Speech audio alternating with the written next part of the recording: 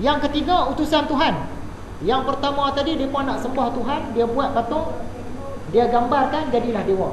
Yang kedua tadi, mereka hargai alam sekitar mereka, dia gambarkan, jadilah dewa. Yang ketiga ni pula, utusan Tuhan, iaitu malaikat ataupun manusia, nabi-nabi, rasul-rasul, dan juga manusia-manusia yang lain. Kalau dia kata manusia ni mulia, dewa lah tu. Contoh, agama Tao, ada satu orang anak dia benar zaman lama dulu ni, dinasti Qin, nama dia Erlangsheng. Dia dijadikan dewa, padahal dia manusia biasa, disembah sebagai dewa. Dalam agama Hindu ada utusan Tuhan yang mungkin nabi lah, iaitu Rama dan Krishna. Mereka ni tidak mustahil nabi-nabi kepada orang-orang India dulu ni, Rama dan Krishna, tapi disembah sebagai dewa. Macam Jesus Christ lah, dia tu utusan Tuhan tapi disembah sebagai dewa, sebagai Tuhan juga. Laksamana Cheng Ho, ni utusan zaman Melaka dulu dari negara China. Dia bawa dia punya rombongan, punya ramai 28,000 orang sekali berjalan tu, tengah-tengah laut, punya ramai. Armada paling besar lah. Dia ni mengembara 7 kali pengembaraan dia. Dalam 7 kali pengembaraan tu, sesekali dia singgah Melaka. Dan pengembaraan dia sampai ke India, sampai ke Afrika, bahkan kata sebahagian orang sampai ke Amerika. Tapi pelayaran dia yang ke-6 dan ke-7 tu, dia musnahkan dokumen-dokumen. Jadi orang tak tahu dia sampai mana. Yang orang nampak sampai ke Afrika. Zaman Melaka tu dia dah sampai Afrika dah. Okay? Laksamana Cheng Ho. Bila kita kaji Laksamana Cheng Ho ni, kuatlah hujah yang mengatakan dia beragama Islam. Walaupun dia kerja dengan Maharaja Ming, tapi dia ni beragama Islam. Sungguh pun dia beragama Islam. Ada tokoh-tokoh Cina yang sembah dia sebagai dewa. Sekarang pun ada lagi. Kita cari tokoh-tokoh yang nama Sampokong. Sampokong tu Laksamana Cheng Ho lah tu. Walaupun dia agama Islam, tapi orang Cina sembah dia sebagai dewa. Dia Laksamana je pun, bukannya Tuhan, bukan Nabi pun. Dia Laksamana negara Cina yang terkenal, tapi orang Cina hargai dia tu, buat patung. Ada patung dia. Di negara kita ni ada. Dekat Indonesia lagi banyak kuil-kuil, dia sebut kelenteng. Kuil-kuil Sampokong. Dewa Dapok pun ada. Contoh, Dewa Dapok ni orang biasa. Ada banyak versi cerita dia. Salah satu versi adalah seorang lelaki miskin. Dia ni kahwin, dia tak mampu nak sara hidup dia. Dia jual isteri dia kepada satu orang kaya. Jual, dia jadi macam pengemis lah. Satu hari dia minta kerja, dapat kerja di rumah isteri dia. Tapi tak jadi suami isteri dah lah. Isteri dia ni kesian kat dia, walaupun dah jadi isteri orang lain. Isteri dia bagi kuih, suruh dia makan, dan suruh dia buka. Sebab di dalam tu isteri dia bagi duit. Ada duit mah. Yang dia ni tak tahu. Bekas isteri dia bagi kuih, dia pergi jual. Jual dapatlah berapa kupang kan duit dia. Dapat kuih dia jual, Sampai satu hari isteri dia tanya, okey, macam mana duit saya bagi? Duit? Mana ada bagi duit? Bagi kuih. Lah, dalam kuih tu saya letak duit supaya suami saya tak tahu. Lah, sungguh kau? Okey, saya selama hari ni tak hargai pemberian kamu. Kemudian dia pun menyesal sebab dia jual isteri dia. Dia terjun dekat tungku dapur. Tungku dapur tu ada api kot, dia terjun bunuh diri. Isteri dia cuba nak selamat dia, tak sempat, dapat kaki dia. Terbakar habis semua. Mati kat dapur. Bila mati kat dapur, tak mau kecoh-kecoh, isteri dia tadi ambil dia, korek lubang tanah tu. Jadi kalau ikut adat Cina ni, kan kalau bapak mati, semayang bapak dia. Tok nenek mati, semayang tok nenek. Suami mati, semayang suami.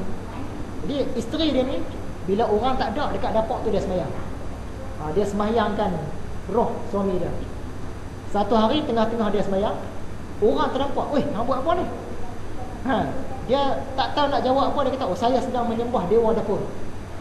Dia kata, "Dewa dapur." Sejak hari tu orang lain pun pakat sembah dewa dapur. Dia tak boleh cerita, nak kata dia semayang mayat suami dia, satgi jadi kecoh. Orang tuduh dia bunuh orang apa kan. Start hari tu orang sembah dewa dapur. Ya. Tu asal usul dewa. Rupanya orang biasa je pun dia jual bini dia. Dia mati, bini dia tanam, terus orang kata dewa. Yang keempat, makhluk halus. Jin-jin lah orang kata dewa tu. Yang kelima, haiwan-haiwan.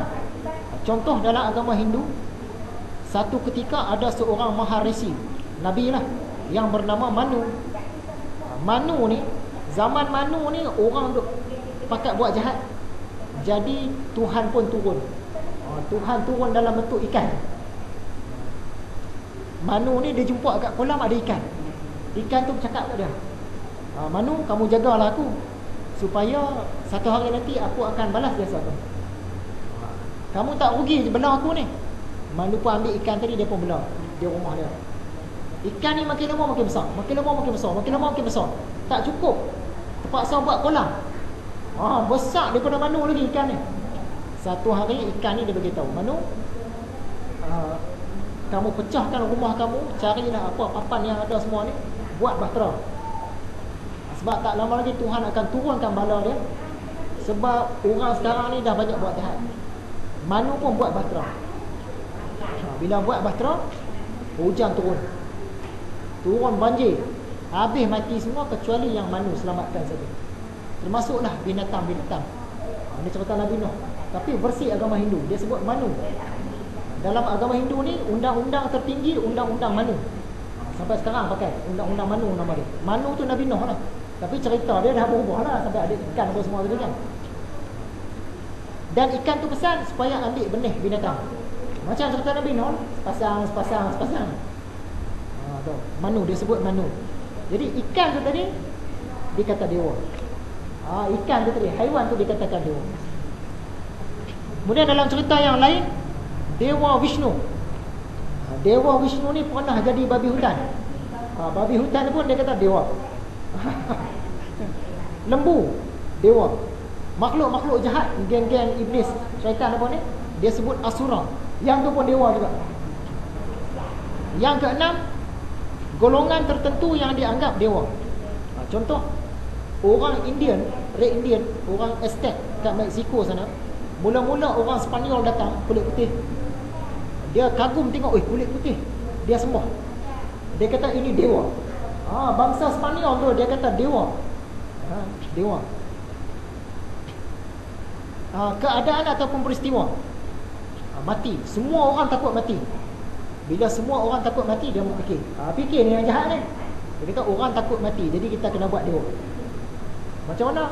Mati ni orang takut mesti muka garang. Mati ni kegelapan, kena buat kulit hitam. Mati ni sakit, kena buat berapi badan. Jadilah Dewi Kali. Kalau tanya orang Hindu, Dewi Kali ni hormat semua lah. Dia kata ni Dewi maut, malaikat maut. Padahal dia nak lambangkan mati tu tadi. Macam mana rupa mati ni? Dia buat satu patung, jadilah dewa. Habis. Jadi kesimpulan Dewa Dewi ni dia datang terhasil daripada macam-macam cerita. Yang pertama, orang nak sembah Tuhan tapi dia buat bentuk. Yang kedua, orang nak terima kasih kepada benda-benda alam. Bulan, matahari, sungai tadi, dia buat bentuk jadi dewa.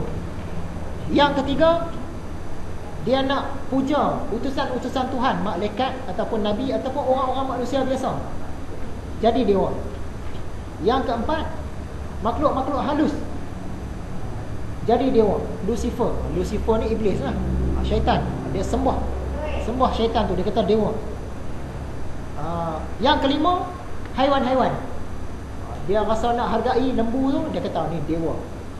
Yang ikan tadi tu, ikan yang jumpa Manu tu, dewa. Yang keenam, golongan tertentu, bangsa-bangsa tertentu. Contoh Ya'juj Ma'juj. Dalam agama Hindu dia sebut Koka Vikoka. Dia kata Koka Vikoka ni dua makhluk bersaudara yang jahat. Mereka ni satu hari akan bergabung musnahkan manusia. Yang tu pun dewa juga. Yang ketujuh, keadaan. Contohnya maut. Keadaan maut yang menyeramkan tu dia buat dewi. Jadi Dewi Kali. Itulah. Kesimpulan pelajaran hari ini, agama-agama yang sebelum zaman Nabi Muhammad, banyak yang asal dia betul. Yang salah ada, tapi yang betul itu banyak. Tapi kemudiannya terseleweng. Sebab itulah Allah hantar Nabi Muhammad. Yang kedua, agama-agama yang datang selepas zaman Nabi Muhammad salah semua.